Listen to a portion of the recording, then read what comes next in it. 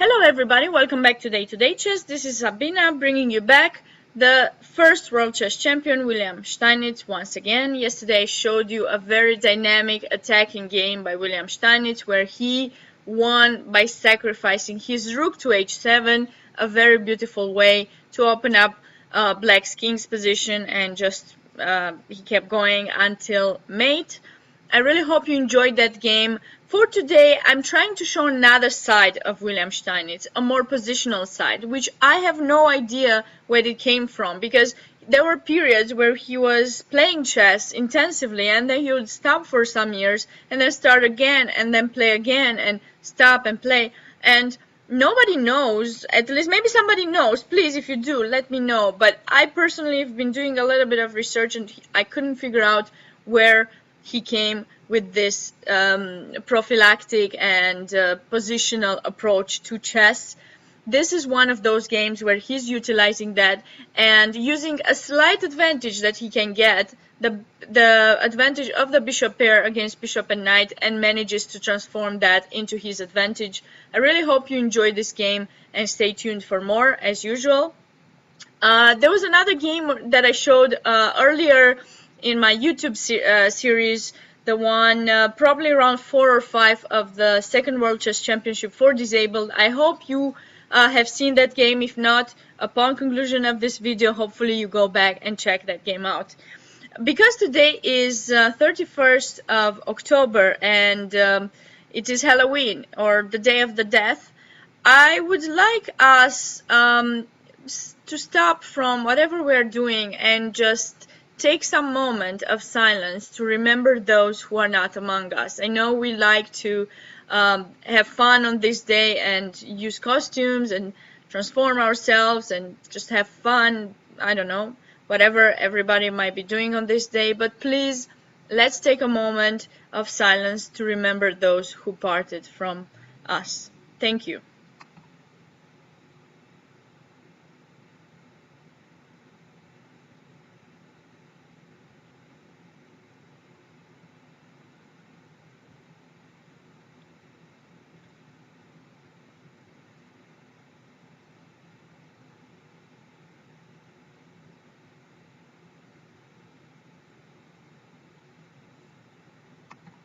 Thank you very much for taking a moment of your life to give thanks for those who have parted and for whatever they have done in our lives and left behind. Good. Let us go back to the game now.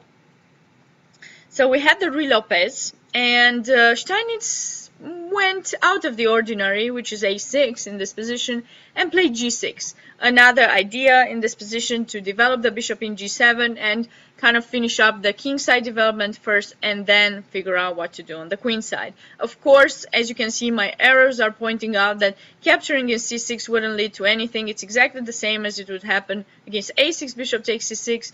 If knight takes e5, after bishop c6 d takes, simply queen d4, capturing back the pawn. Nothing to be worried about with black. That's why Englisch-Berthold went d4 in this position. We have to take, we cannot maintain the center d6 would just allow d5.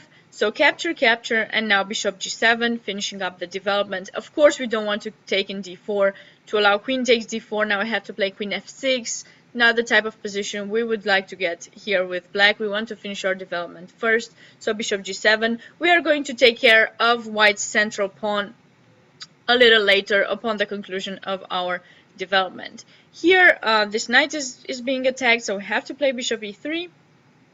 Knight f6, another piece is being attacked. But here's just about development. Who develops first? If we can develop with tempo, even better.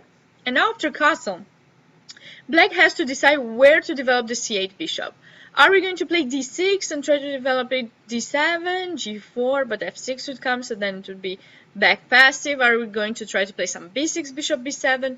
And it seems that both of those don't seem really appealing for black. In order to play d6, of course we can play it directly because knight takes c6, so we would have to first capture in d4, bishop takes d4, and now play d6 and try to develop the bishop in d7 or e6 and have some playable position, but play without the center basically. d5, of course, in this position would be a very big mistake, because simply pawn takes and you cannot capture back because we're simply losing material here. Up, this piece is being lost either, sorry, not with the knight, I don't know why my computer went there, with the queen, and winning material with white.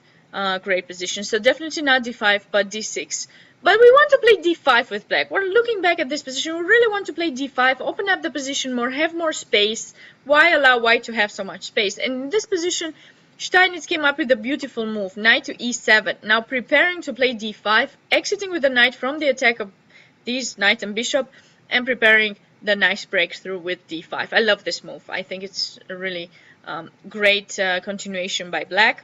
Queen d2 was played. In case of not queen d2, maybe rook e1 was more natural here, to also have the space for the bishop to retreat in f1 in case, and just get with the rook ready on the e-file. But here English went queen d2, which seems also a natural move, but after d5 takes in d5, of course we cannot keep the pawn in e4. It would be lost, and if you, for example, think of playing e5 here, simply knight g4 is going to win one of these two. So e takes d5, knight e takes d5. Of course, that was the better placed knight. We want to trade pieces, and here's the position where it seems quite equal. In fact, it is quite equal.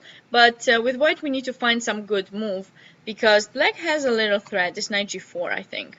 And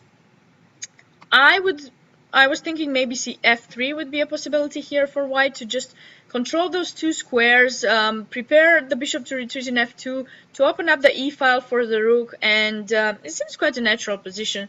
Instead of f3, maybe also c4 was a possibility here. So many things. Bring the rook on the file, but then again it would allow knight g4. So I think something dynamic had to be played here by white. English went for bishop e2. Thinking probably that he wanted to move this knight from here and maybe trade the queens eventually, and the bishop would be unpleased, so that's why he retreated with it first, thinking, okay, knight g4 possibly won't be played. But of course, Steinitz probably immediately played knight g4, and it's so good. What's so good about this move is that now white is going to lose one of these bishops. Either you're going to allow me to take in e3, because obviously you cannot move the bishop, your knight is hanging, or you're going to give me the light square bishop. One of the two is going to fall, either now or a little bit later.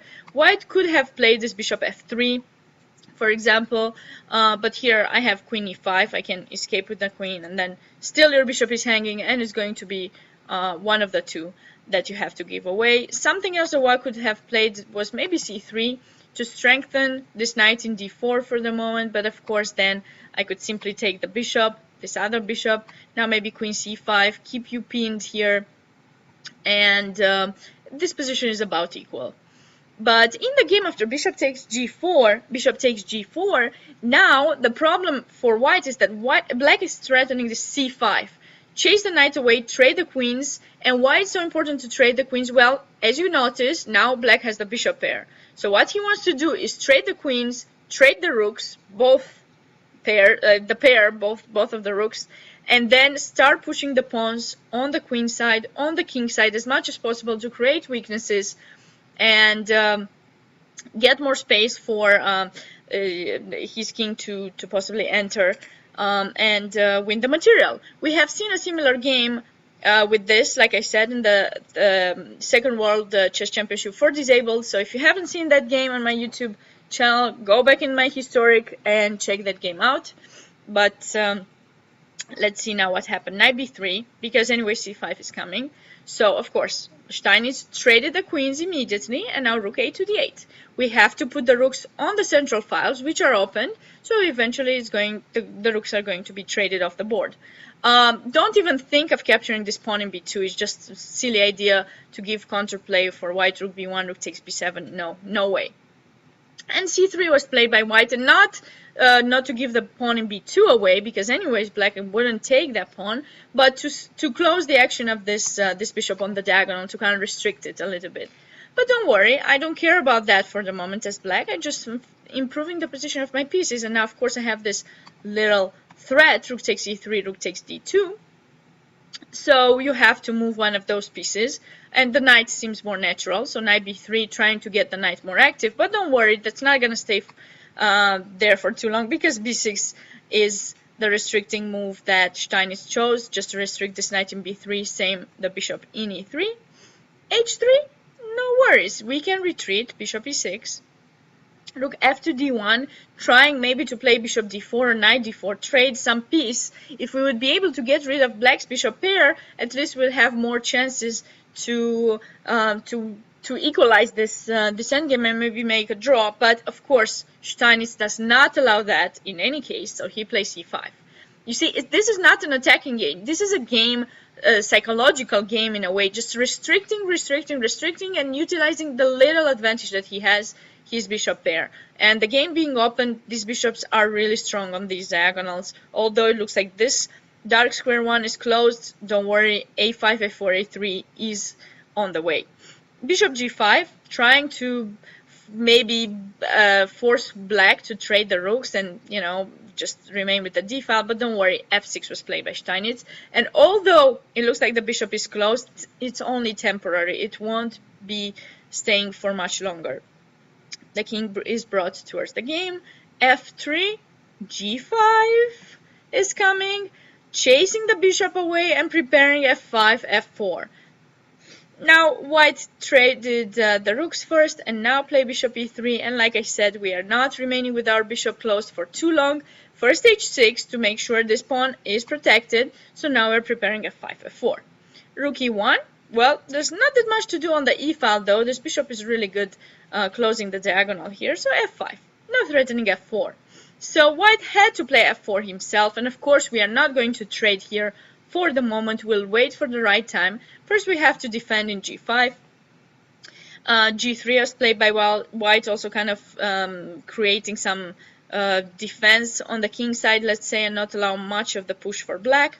But don't worry, now it's time to switch on the queen side. a5, threatening a4, a3, not only a4, a4 with tempo, the knight has to go on, then a3 to not open up this bishop, specifically on c3. Knight c1 was played by English Berthold to retreat the knight and make sure he would meet a4 with a3, not to allow the push of the a pawn. But the problem is now this knight in c1 is really passive, so Steinitz made sure he would remain that way. Bishop c4, controlling all the exits of the knight. This is a very nice picture that you can see. Bishop controlling the knight. Sometimes it's a knight controlling the bishop. I love when the bishop controls the knight because it shows its superiority. King f2 coming towards the center, and now we see that the king and the rook are staying on some bishop h4. So immediately now Steinitz captured in f4, because you cannot recapture with the pawn, you have to capture with the bishop. Now that knight is still stuck there in c1, and it's going to remain that way for most of the game. Bishop g5, forcing the trade of the bishops with the idea to enter with the rook on the second rank, because the bishop in c4 not only restricts the knight but also keeps the rook from coming to e2. You have to trade the bishops here. Pawn takes, again, strong bishop versus bad knight. Maybe I should have switched the colors, but you understand where I'm coming from. King e3, well, I'm coming towards the center as well. Now I also have some ideas for rook h8 to utilize your weakness in h3. So I decided to create a far away passed pawn to maybe have some ideas for later. If you go to catch that one, I'll take this one, and maybe I have chances to hold this position. But now, unfortunately, the pawn endgame is lost for white, so Steinitz traded the rooks immediately. And now, because the bishop is keeping the knight in c1, king comes to e5 with the idea f4, g4, capturing the pawn. And notice this way to keep restricting white's king.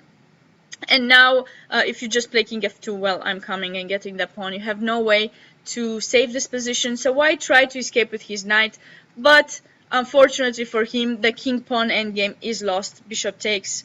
Now king f4. Of course, going for that pawn. You cannot push because I just come and take, and then, you know, I'm winning with one pawn on the other side of the board. So c4 was played with the idea of king g4 to come king e3. Now, of course, we cannot capture because king f4. And who's winning now? So that's why Steinitz played f4 check. Now, of course, we have to go king e4. If we go back, simply capture, and we have the same problem as before. f3, and now king g3. And this pawn is going for a queen. I really hope you enjoyed this William Steinitz game. Stay tuned for more, like usually, tomorrow. Have a great weekend.